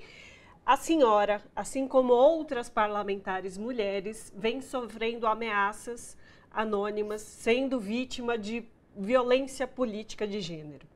O estado de Minas Gerais é um estado que tem uma legislação específica para lidar com a violência política de gênero, mas, ao que parece, a senhora sendo vítima, neste momento, dessa violência, assim como outras colegas suas, me parece que ainda há muito que se avançar nesse debate. Então, queria aproveitar e ouvir a senhora sobre essa situação e esse lugar de mulher na política e por que tanta violência contra as mulheres nesse lugar de atuação parlamentar. Muito obrigada pela pergunta. No estado de Minas Gerais, de fato, ao que tudo indica, é um dos estados em que tem sido mais forte esse ataque às mulheres. Nós temos uma bancada de deputadas estaduais grande, inclusive do Partido dos Trabalhadores, e todas têm sofrido violência de gênero, todas, sistematicamente, como você muito bem colocou. E, no meu entendimento, essa é uma reação muito forte ao aumento da nossa participação e da nossa presença nos espaços públicos. A nossa sociedade, historicamente, retira as mulheres da participação pública, da participação política. Historicamente, o lugar das mulheres foi colocado como espaço do ambiente privado, do doméstico, do cuidado, inclusive colocando as mulheres com a tarefa do cuidado, lembrando a questão do Enem também, mais uma vez, tão importante de ser colocada, como o fato das mulheres serem, ainda hoje, quase que exclusivamente responsáveis pelo trabalho de cuidado na nossa sociedade, faz com que as mulheres tenham menos oportunidade de atuar politicamente, de exercer uma função pública, um papel público.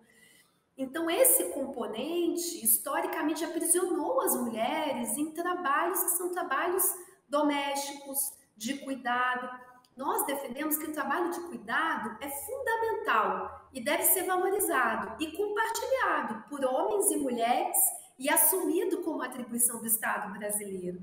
Por isso, o nosso governo agora, inclusive, está defendendo uma política nacional de cuidados, é um avanço muito importante. E como nós, mulheres, o nosso partido foi muito importante para construir mais mulheres na política, temos ousado a sair desse lugar e fazer esses debates públicos, o que nós percebemos é que, sistematicamente, é como se fosse um corretor. A aplicação, essa violência é uma tentativa de corrigir, é dizer assim, olha, esse lugar não é seu, volte para a cozinha, volte para o seu lugar, comporte-se de outra maneira. E eu acho que essa é uma reação que tem acontecido, que é muito incentivada pelos bolsonaristas, pela ultradireita radical no nosso país. E nós precisamos dar visibilidade ao tema, no meu entendimento, quero agradecer muito a sua pergunta, que a gente precisa dar como resposta construir mais mulheres.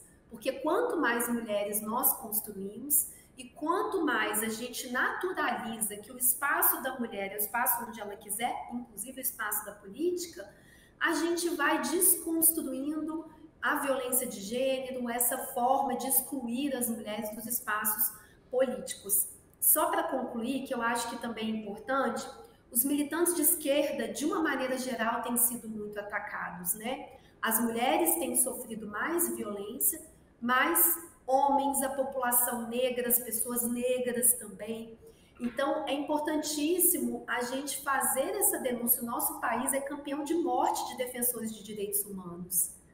Nós não podemos naturalizar, é importantíssimo a gente dizer que atuar politicamente, respeitar a divergência, respeitar a democracia, respeitar o controverso, as diferenças, posições, é um projeto petista, a gente sempre defendeu, nós sempre fomos tolerantes, nós sempre defendemos a diversidade, nós sempre defendemos, inclusive precisamos nos lembrar que o PT surgiu exatamente nesse contexto de redemocratização do Brasil, né? Defendendo que era possível sim construir um projeto de país sustentado na democracia, na diversidade e na defesa dos direitos humanos. É por isso que eu tenho tanto orgulho de fazer parte desse partido, por essa história, que é uma história que vem da redemocratização e ao mesmo tempo pela capacidade do nosso partido de se reinventar e de, portanto, se atualizar, colocando novos sujeitos políticos no cenário político, público, como mulheres, negros e negras, população LGBTQIA+. E eu acho que é por isso que, às vezes, o PT incomoda tanto a ultradireita, porque nós ressoamos o que tem de melhor, de mais avançado e de mais interessante da sociedade brasileira. E aqui fica nosso sentimento de solidariedade à senhora e às parlamentares todas que sofrem esse tipo de violência, e é nosso papel buscar expor cada vez mais o que vem acontecendo para que as pessoas também tomem consciência de todo esse processo para que se chegue a uma solução, né? Conversamos com Ana Pimentel, que é deputada federal pelo Partido dos Trabalhadores e Trabalhadoras por Minas Gerais. Conversamos aí sobre o Enem, mas também sobre essa triste realidade da violência política de gênero. Deputada, muitíssimo obrigada pela sua participação conosco aqui hoje. Eu que agradeço, fica a minha solidariedade e admiração por vocês, jornalistas, que também são muito atacados de maneira desrespeitosa. Muito obrigada, muita admiração e até a próxima, que seja muito breve. Abraço. Abraço. E agora a gente faz um breve intervalo e volta daqui a pouquinho.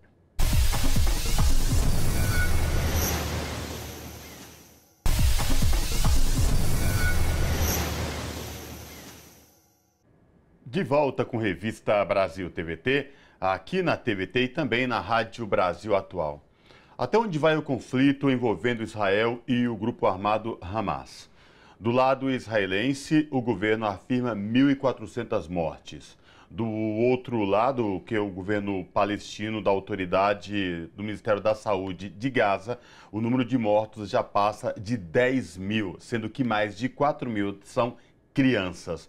Em Paris, durante reunião convocada pelo governo da França para garantir ajuda humanitária aos palestinos, o governo brasileiro propõe, aliás, a realização de uma conferência diplomática que possa abrir espaço para uma negociação de acordo de paz entre as duas partes.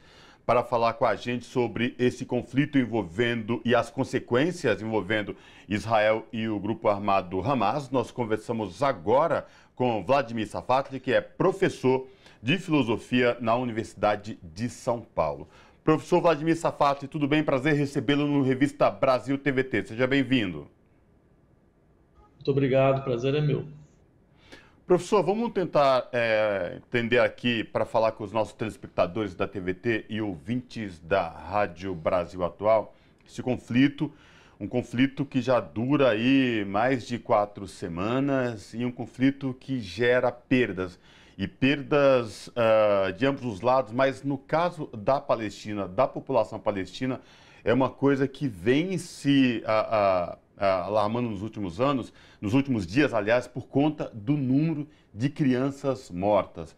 O Ministério da Saúde de Gaza, por exemplo, fala que a saúde está colapsada, não tem energia, não tem remédio. Professor, a diplomacia internacional falhou, não existe. O que está acontecendo? Sim, você falou muito bem. Não só ela falhou, ela acabou, no sentido mais explícito do termo, né? Ela é a expressão máxima, esse conflito é a expressão máxima de que não há mais nenhum fórum internacional de decisões com força de lei que possa obrigar países a seguir certos preceitos que são negociados, né? E eu acho que isso é bastante dramático, né? Eu insistiria no seguinte: a lei internacional, que o respeito a essa lei internacional poderia ter evitado todo esse problema. Há 2 resoluções das Nações Unidas obrigando o governo israelense a devolver os territórios ocupados, território da faixa de Gaza, Jerusalém Oriental e Cisjordânia. Isto há mais de 50 anos. Isto nunca foi realizado.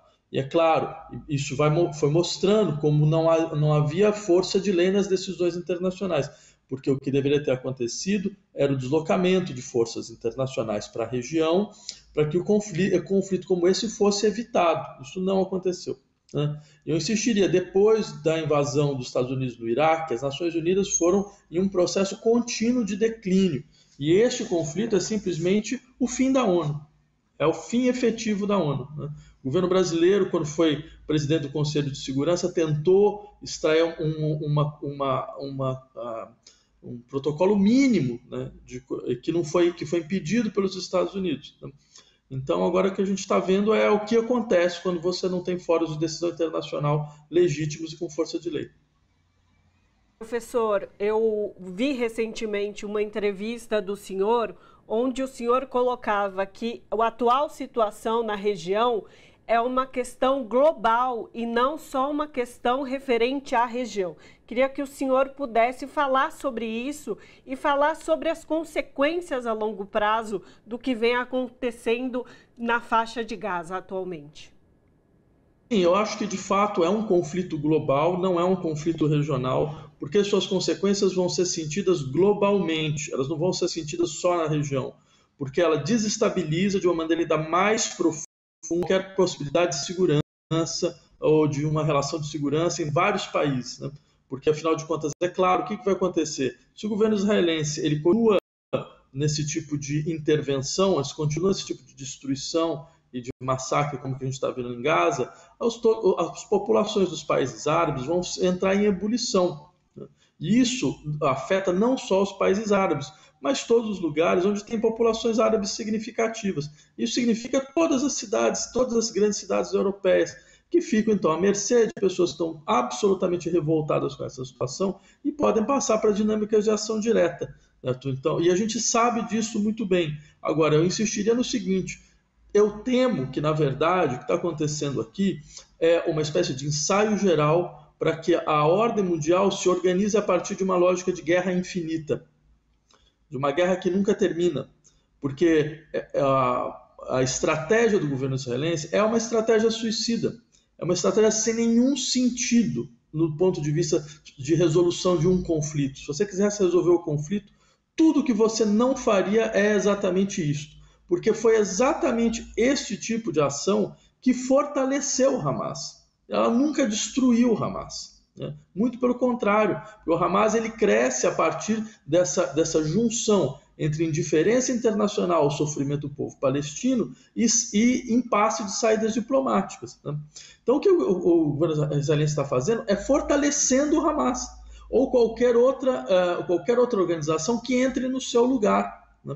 Essa discussão de que a gente vai destruir o Hamas. Eu ouço essa palavra destruição do Hamas pelo governo israelense há pelo menos 15 anos. Eu posso trazer para vocês, sabe, os momentos onde outros primeiros ministros falaram a mesma coisa. E o resultado é esse que a gente está vendo. Não vai ser muito diferente.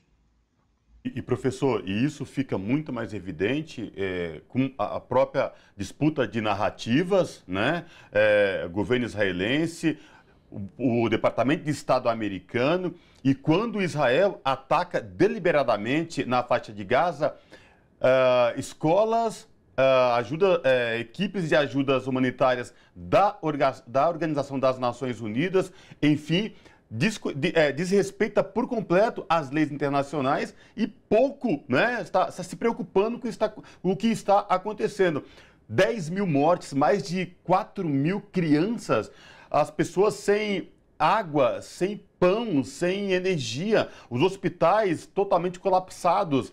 Enfim, é isso que o senhor traz para exatamente, é o fim das instituições, da ONU especificamente? Então, eu diria o seguinte, se você quer realmente garantir a segurança de Israel, você não age desta forma. Esta não é uma maneira de garantir segurança de nada e nunca foi uma maneira de garantir segurança. Essa é uma maneira, na verdade, de aumentar e de gerir a insegurança. O governo israelense de extrema-direita precisa da insegurança generalizada para conseguir se sustentar, porque ele era um governo que estava caindo.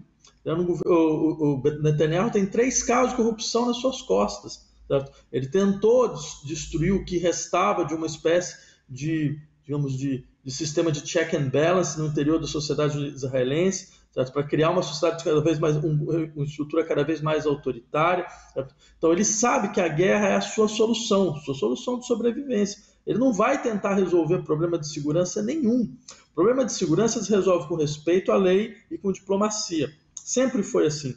Aquela situação é uma situação insustentável, completamente insustentável. Só que o problema é que o Estado israelense tem uma contradição no seu interior que está explodindo agora. O problema está na estrutura do Estado israelense. Por quê? O Estado israelense, por um lado, quer ser um Estado laico, quer ser um Estado moderno, certo? Mas, por outro lado, ele tem um núcleo teológico político muito forte.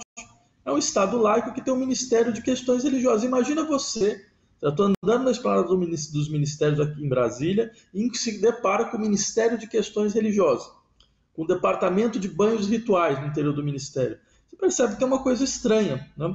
Qual que é a coisa estranha? Este núcleo teológico político, ele impede, porque ele tem no seu cerne uma ideia de um grande Israel, uma estrutura comunitária, nacionalista, um Israel que vai até o Rio Jordão, que inclusive é um trecho do programa do partido Likud, que é o partido do Netanyahu, certo? Então, ou seja, é isso que está impedindo. Porque eu lembraria, quando houve acordo de paz, certo? Os palestinos abriram mão da luta armada, o OLP abriu mão da luta armada para entrar nos acordos de paz, e o Hamas era um grupo residual, era um grupo pequeno, muito pequeno, foi crescendo com os impasses do acordo de paz. O que paralisou os acordos de paz foi o assassinato do Rabin, primeiro-ministro israelense à época, não por um palestino, não por um membro do Hamas, mas por um colono judeu.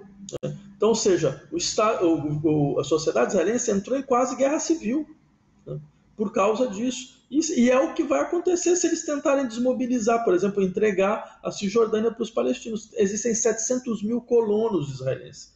Você acha que cada um deles tem uma Uzi nas mãos? O que você acha que eles vão fazer? Né? Então, ou seja, eu insisto nesse aspecto. É necessário entender que a grande resistência do processo vem de um problema estrutural da concepção do Estado israelense, né? E que ele precisa, por isso que é necessário uma intervenção internacional, por isso que é necessário um acordo internacional, por isso que é necessário uma pressão da comunidade internacional para resolver esse problema, porque a partir da dinâmica dos seus atores isso não se resolverá. E aí, professor, nesse contexto, a narrativa que a imprensa corporativa, o próprio governo dos Estados Unidos vem desenvolvendo, por exemplo, o governo dos Estados Unidos ser um apoio irrestrito a Israel, vem contra esse movimento, né? Eu queria ouvi-lo também sobre essa narrativa que é construída a partir de Israel, da defesa do Estado de Israel, e como que a gente pode trabalhar contra isso, já pensando, inclusive, uma lógica que o senhor coloca de uma postura colonialista de Israel sobre a população palestina. Eu diria o seguinte, a postura do governo norte-americano é uma postura de incitador da desordem internacional. Ele incita a desordem internacional. E a comunidade europeia, que tinha uma posição um pouco mais racional nesse processo, ela tem uma posição agora completamente aliada à posição norte-americana, né? Que é uma posição que simplesmente, eu insisto, ela aumenta a insegurança internacional. Ela não resolve absolutamente nada. Eu sou daqueles que acham os israelenses têm o direito absoluto de terem um estado onde eles possam viver de maneira segura, certo? A minha questão é muito clara, só que esta forma não garante segurança para ninguém, nunca garantiu nos últimos 50 anos e vai continuar produzindo os mesmos efeitos, né? Eu insistiria, mais uma vez, que acho que a resposta ela passa por uma resposta por um respeito à lei internacional e pela pressão internacional, um respeito a essa lei. Não há nenhum povo que aceite ser apátrida de maneira passiva. O desrespeito à lei produz as piores formas de violência, certo? Ninguém está aqui querendo justificar as violências que foram feitas contra os 1.400 israelenses, certo? Eu sou completamente contrário a qualquer tipo de ação que envolva civis, certo? Acho que não é essa a questão. Sei muito bem, não tenho nenhuma ilusão a respeito do Hamas, um grupo fundamentalista religioso que representa o que há de mais complicado em toda aquela região, certo? Mas eu acho que a única maneira de resolver isso é resolvendo o problema palestino. É o efeito, ele não é a causa do processo. Não adianta você ficar brigando com o efeito, você tem que ir diretamente na causa. Vão ter vários efeitos parecidos enquanto a causa não for resolvida. E, professor, a gente já estourou nosso tempo, mas eu não posso deixar de citar a iniciativa que o senhor fez parte agora de acadêmicos e professores universitários que se colocaram em manifesto formal em apoio ao povo palestino. Queria que o senhor rapidamente falasse como as pessoas que quiserem aderir a esse manifesto podem fazer. Tá, então, na verdade eu faço parte de um grupo com vários professores da Universidade de São Paulo que entenderam que é papel da universidade politizar este debate, não aceitar esse tipo de junção espúria e desonesta entre críticas a um governo específico, ao governo israelense e o crime de antissemitismo, certo? Quem faz isso desrespeita certo? O que significa, certo? A luta contra o antissemitismo, né? Porque usa de maneira estratégica e desonesta para tentar impedir um debate que é político, que é um debate que a universidade tem um lugar importante, porque ela procura salientar à sociedade as consequências de um tipo de lógica cada vez mais militarizada de guerra infinita que nós estamos sobrevivendo, e do qual esse é um elemento que faz parte. Então, eu conclamo todos a assinar o nosso manifesto. É um manifesto que está na Avaz, basta vocês procurarem lá, basta genocídio em Gaza, certo? Nós fizemos um belo ato ontem, onde inclusive nós tínhamos representantes de grupos dos judeus pela democracia, certo? A gente quis fazer um ato realmente plural, que mostra a pluralidade de perspectivas da universidade nesse sentido, mas todos tinham um ponto em comum: a defesa da lei, do direito internacional, do direito dos palestinos de terem o seu Estado o mais rápido possível, sem nenhum subterfúgio, como a única condição efetiva para a paz. Conversamos com Vladimir Safatli, que é professor de filosofia da USP. Professor, muitíssimo obrigada pela sua participação, em especial porque a gente teve um problema de conectividade, toda uma dificuldade, e foi muito importante a participação do senhor conosco aqui hoje. Ok, eu que agradeço pelo convite, estou à disposição de vocês. Abraço. Abraço, professor. No nosso momento cultural de hoje, vamos bater um papo com o cantor e músico Dom Ernesto, que está com seu novo espetáculo O Poeta Está Vivo, em uma homenagem ao Cazuza, o nosso eterno poeta do rock nacional. Dom Ernesto, tudo bem? Prazer recebê-lo no Revista Brasil TVT. Seja bem-vindo. Massa, obrigado, Cosmo. Valeu. Prazer enorme estar aqui.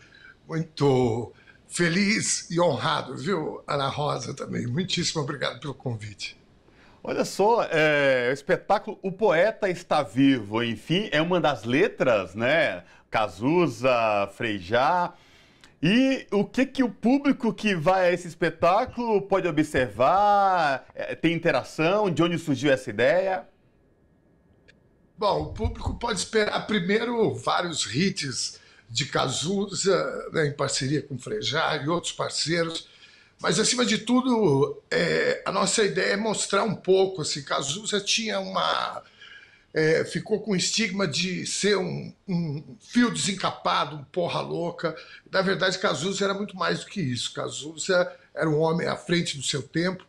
Não só ele, mas a geração dele teve um papel importante num período muito difícil do nosso país, que foi a redemocratização.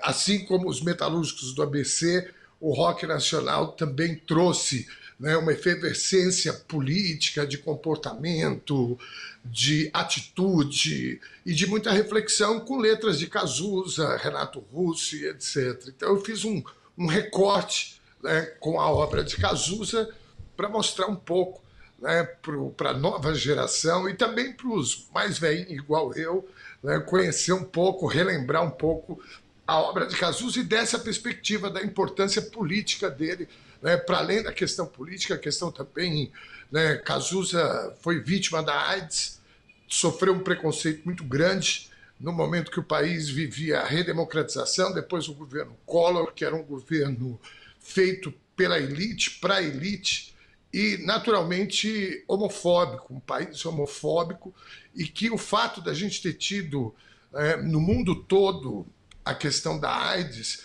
a gente teve um aumento, né, no preconceito com a comunidade LGBT. E Cazuza, mais uma vez, não fugiu da raia e se colocou como homossexual assumiu a doença e por isso foi linchado. E talvez por isso muita gente acha que Cazuza foi apenas um porra louca. Na verdade, além de um poeta, ele era um cidadão, um homem à frente do seu tempo.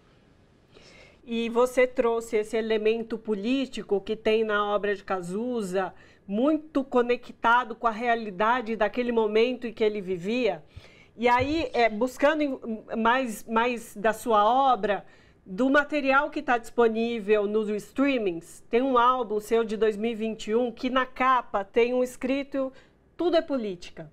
E aí o que eu te pergunto é o seguinte: cultura, arte, música, e você na sua atuação como ser humano, inclusive como cidadão, como é que tudo isso se interage e como é o papel do artista nessa política, nesse tudo é política? Bom, a arte por si só ela é uma expressão, né, da nossa sociedade. A gente, da industrialização para cá, a gente teve o mercado fonográfico, ele tomou conta da arte e virou uma mercadoria. Por isso que a gente tem tanta dificuldade de artistas se colocarem, etc. A gente tem algumas exceções do mundo, como o Roger, por exemplo, ex-integrante do Pink Floyd. Nós temos aqui no Brasil algumas pessoas de expressão nacional também muito... Chico César, Zé Cabaleiro, Fernando Abreu, eu estou falando mais do povo da geração mais nova, né? Lá para trás a gente tem Chico, Milton, Caetano, Taiguara, mas enfim.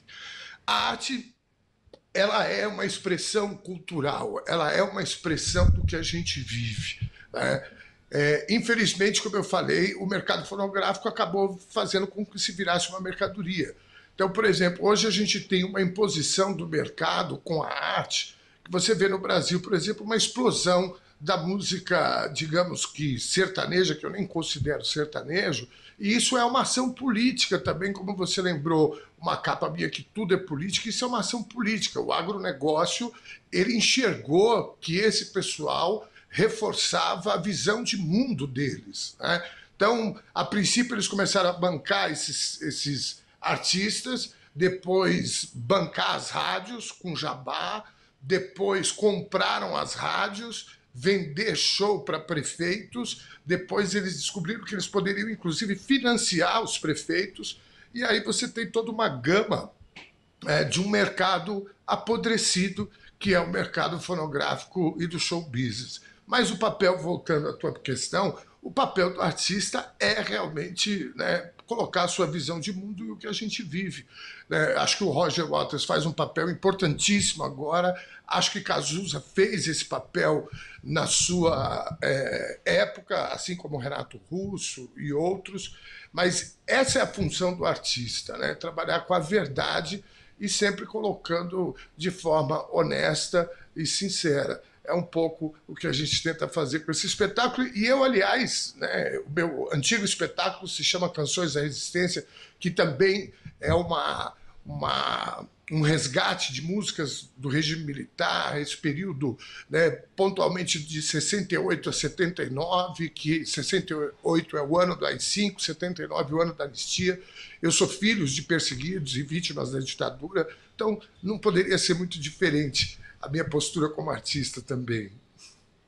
Ernesto, isso é muito importante, sobretudo no último governo anterior, os últimos 5 anos antes do presidente Lula assumir, dos ataques, do negacionismo, e aí artistas se posicionando, isso é muito importante. Você trouxe o exemplo do Roger Waters no mundo inteiro, sempre nos seus shows politizando, artistas aqui, você citou o Chico César, você também, isso é muito importante e às vezes falta um pouco isso no meio artístico e cultural também, ou não, do Ernesto? Falta, Cosmo, mas assim, bom, a minha visão de mundo não me permite, numa situação de crise como a gente viveu nos últimos 4 anos, 5 anos, o último governo, de ataque sistemático, não só à cultura, mas ao povo brasileiro, com a negação da vacina, o enfrentamento, né? Ou melhor, um ataque às instituições democráticas. Então, não me parece razoável que artistas se acomodem, né, e fiquem, né, como diz o Chico, vendo a banda passar. Eu acho que no momento desse não dá para ficar calado. Agora, eu também compreendo, viu, Cosmo, porque tem muito artista. Eu, por exemplo, dos últimos 5 anos, eu perdi muitos parceiros comerciais que eu tinha, né, contratantes de shows e etc., por conta da minha exposição em relação ao ex-presidente. E quanto maior a sua exposição, maior é o teu custo operacional como artista, né? Então tem gente que, se o cara ele falar muito, ele inviabiliza a carreira dele. Isso não se justifica, na minha opinião, numa situação como a gente viveu há 4 anos, e a situação que a gente vive hoje com a guerra lá no Oriente Médio. Não dá para você olhar, como o Roger Waters tem falado muito, não dá para a gente olhar, né, e falar, olha, não, isso não é comigo, ou eu vou perder patrocínio, ou vou perder contratantes de shows. Tem momentos que a gente tem que se sacrificar, inclusive, né, o nosso próprio bolso. Agora, isso é cada vez mais raro e também é reflexo, viu, Cosmo?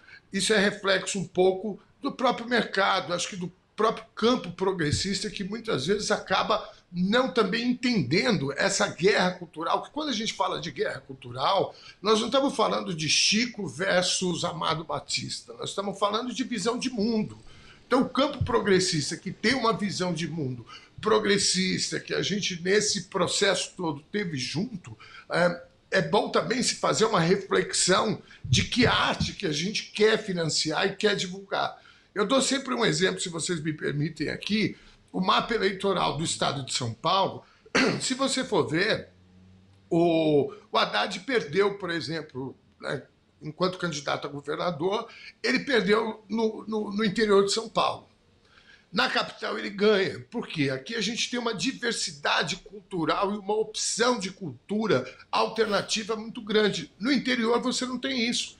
Eu faço, por exemplo, eu fiz Lençóis Paulistas em algumas cidades do interior. O que você vê nos teatros maravilhosos, com uma estrutura gigante, você vê stand-up, que são humoristas, entre aspas, que vão lá para reforçar a visão de mundo reacionária, contar piadas sobre negros, sobre gays, sobre pretos, sobre nordestinos, e isso é um reforço, homofóbicas também, machistas, isso é um reforço para que os valores dessa comunidade sejam reforçados. Então, assim, isso serve para nós do campo progressista para entender que a arte é uma ferramenta de transformação da sociedade. Então, Cosmo, eu concordo contigo, existe sim esse problema, mas eu, apesar de não concordar, eu compreendo.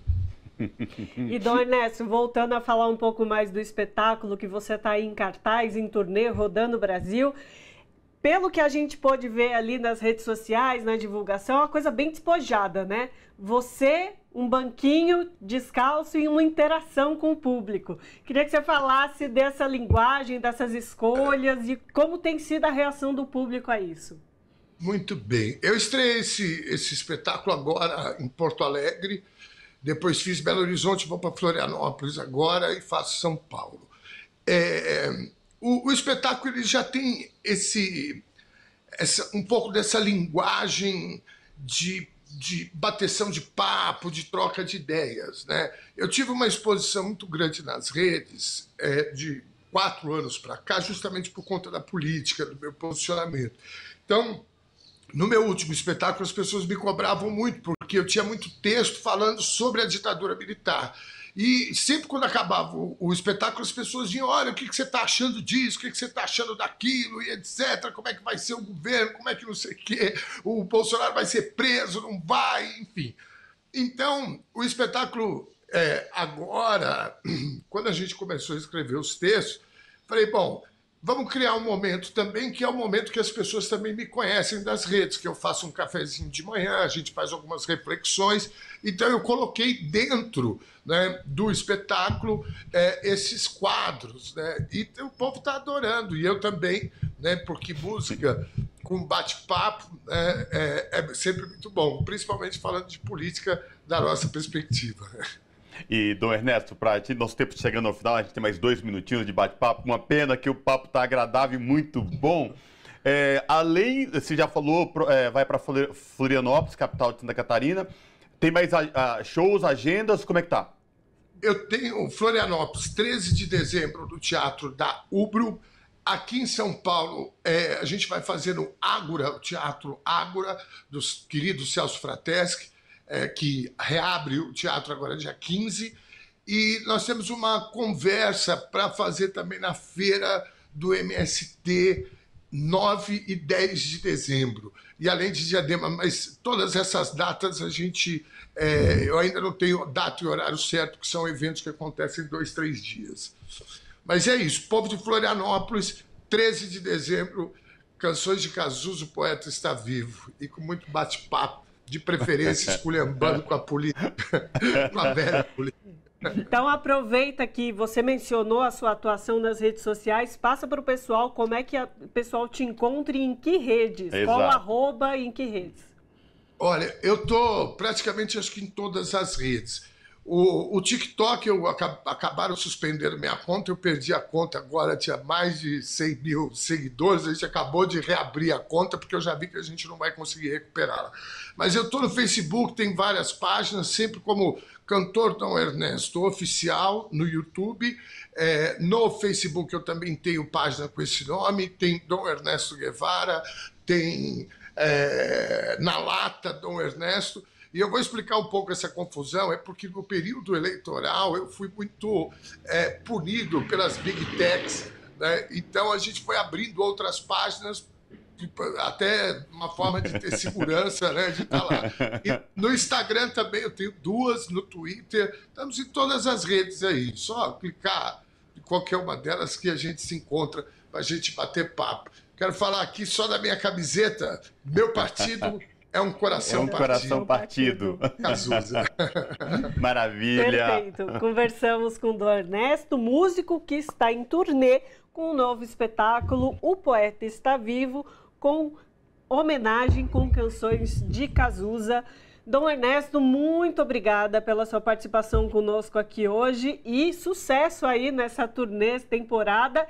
E fica aí a dica para quem quiser acompanhar as próximas agendas de Dom Ernesto, buscá-lo nas redes sociais para ter essas informações.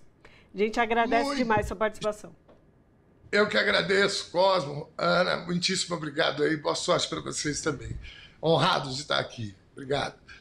Abraço.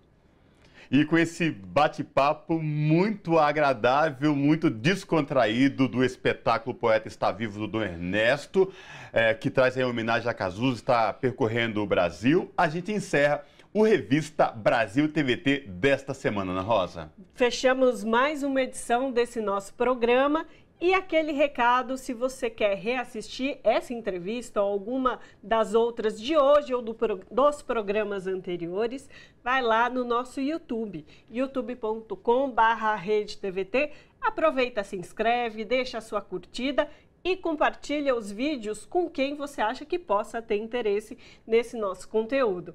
Forte abraço para quem nos acompanhou no dia de hoje e até a semana que vem. E pessoal, além do YouTube da TVT, tem o YouTube da Rádio Brasil Atual, hein?